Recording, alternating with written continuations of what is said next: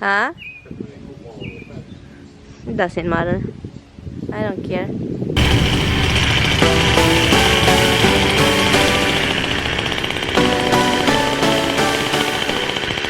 Totoo talaga yung mga sinasabi ng mga matanda na sa edad lang yun kasi pero sa isip or sa katawan or sa... Good morning, Philippines! Good morning.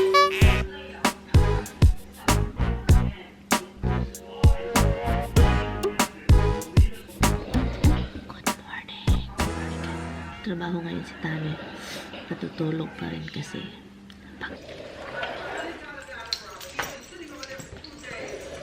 Tapos lang namin kumain ng breakfast, guys.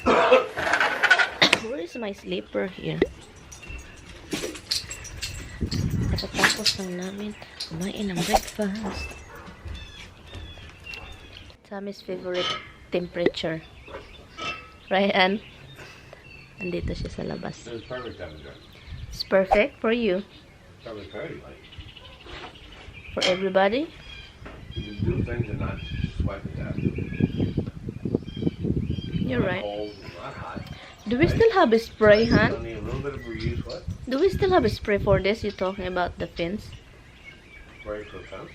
The fence, the under the fence thing? Yeah. You said spray. Do we have?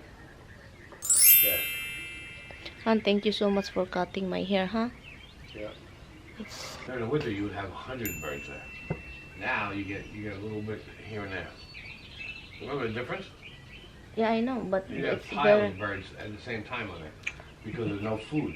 So, so the bird that it's in here right now, it's lazy bird. Lazy birds. They don't want to look their own food. But the bushes don't even have berries really yet. They're not in full bloom.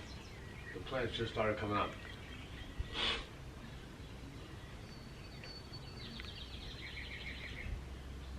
But you see a lot less birds because of summer. Yeah, I like the small bird better, but seems like the Oh, big one knows now it's here. I know. But we do that. All of a sudden the pigeons found out. And then Oh, really? the pigeons come and they chase little birds. Really? Yeah. So you're feeding the pigeons now too? The cops will stop you with that. Yeah. Because people complain that, pigeon. And the cops are there all the time. Excuse me. It's not illegal. Of course, and people that live in that town will be really upset. And where did you put the bird food over for work? I put it on the side of the curb. And people look at you like you're crazy? And when I wasn't there, when I was in Tribeca, Yeah, the girl who called yesterday, yeah. she said, I'll feed them for you. So she was feeding. Okay, what is she calling you for? She wanted me to work 2 hours for her. Misty decided to eat her breakfast. Girl. She decided, I'm gonna eat before Dada left that I can get something. And then she come to you. After she eat and she do like this, she run over here and look for you. Alis na si Tamimoy, guys. My babies, alisin. Ayan. Did you eat your breakfast, love, Misty? Did you? How about your sister Roxy? How about your sister Roxy? How about her? Did she eat? Did she eat?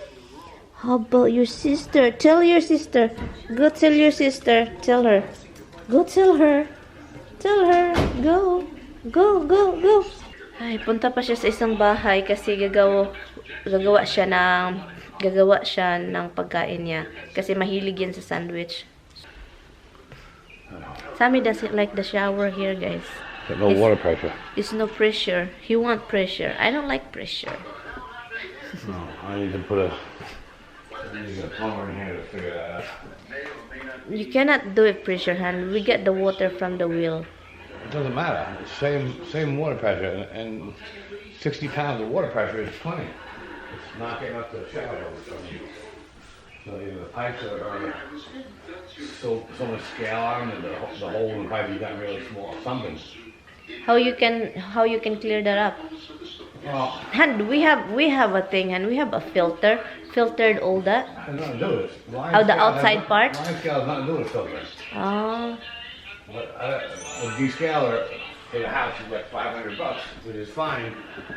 But I'm worried about the sonic What sonic? It uses ultrasound. It uses sound waves. What did you use in your I'm shell? worried that you don't have it in your show. You don't have line scale. Ah. So this is soft water. This is hard water. There's another scale unit that uses electromagnetic waves. Where are you going? But you need more than one. I figure I have one more syrup before I leave. Okay. Put it outside. One more. Balik siya sa labas. Tommy loves it outside here, guys. He loves it here. I understand that, B-boy. You love it here. It feels so good today, guys. Look at the house. Sunny, breezy. Roxy's lying down right there, sunbathing. And si Roxy nagsasunbathing. They like it. And my baby too. Can you hear the wind, guys? That wind feels so good. And then I'm gonna go outside. I think I'm gonna do it early to widwalk because later on, guys, you know, guys, the temperature will be 85 later. So widwalk early. Yeah, feel too good now, eh? Takagaga, eh?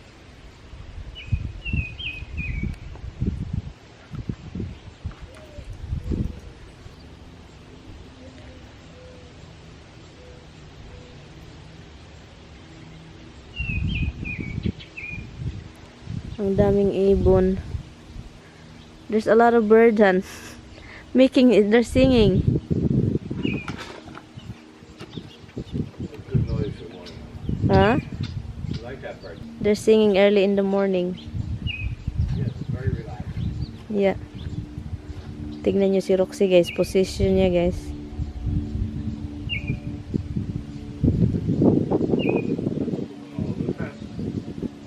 Huh? It doesn't matter. I don't care. Daming ibon nagkumakanta-kanta.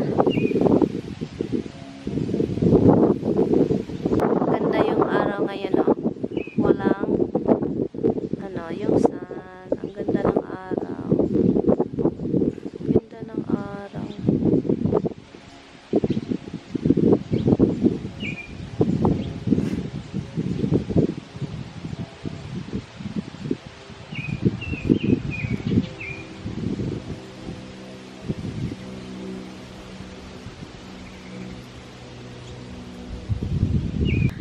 After we move all the stuff out over there from the other house, you have to take a day off.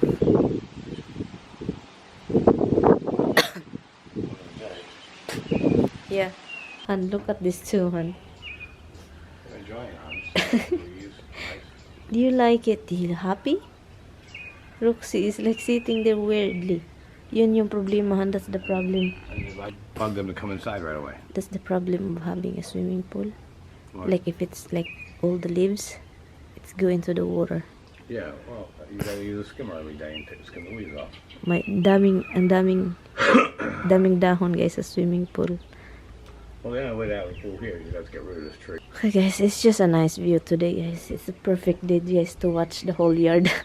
It's Guys, if she was smart, she would sit out here with her computer. look how Instead nice of sitting is in a that. dark room. So green. Right. And the dog And then my over wife was smart. She'd sit out here and enjoy the day instead of sitting in a dark room on a computer. there. And bring the computer here. Yeah, what the heck? Yung windy, oh. Hello, guys. Itong buhok ko hindi na kapag inano ko na gano to. Pugdol. Kung sa kuan pa pugdol matong buhok ko.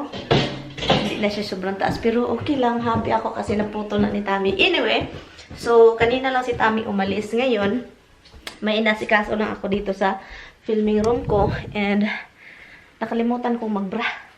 Naisipan kong punta ako sa labas. Maglinis tayo sa labas kasi sa front house may mga problema pa tayo doon.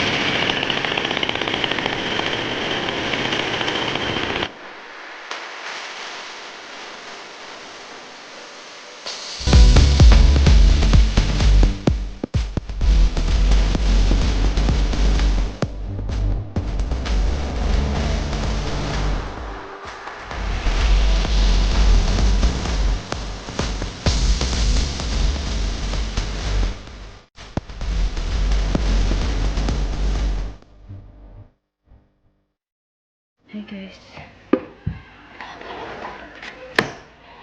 11:49 na. Hindi pa ako na tapos napagod ako, nagutom ako guys. Anyway, so inano ko lang yung sa front, pero sa pinaka front talaga sa gilid ng kapitbahay, yung malapit sa kapitbahay, hindi ko kaya. Yung machine is parang nakakairita. Yung machine na una kong pinaandar, hindi siya nag-okay, hindi siya umandar. Pero yung second is ano siya, electric, may mga batteries, ganon. Yung string din, hindi gumagana. Nilagyan ko ng string, malaking string, which is hindi bagay sa kanya. Hindi gumagana, putol-putol. Nagutom pa ako, nairita pa ako. Goodbye. Nakakaloka talaga, as in. Hindi ko pinaya. Anyo, balik na lang ako sa taas. Mag-ano ako dun. Mag-edit ng video at saka asikasuhin ko yung gaming ko. Anyway, kakain tayo guys. I get hungry. So, kain tayo ng rice at chicken. Basta magutom talaga ako. Bana talaga ba? Oh Lord, meron tayong soka dito with sili.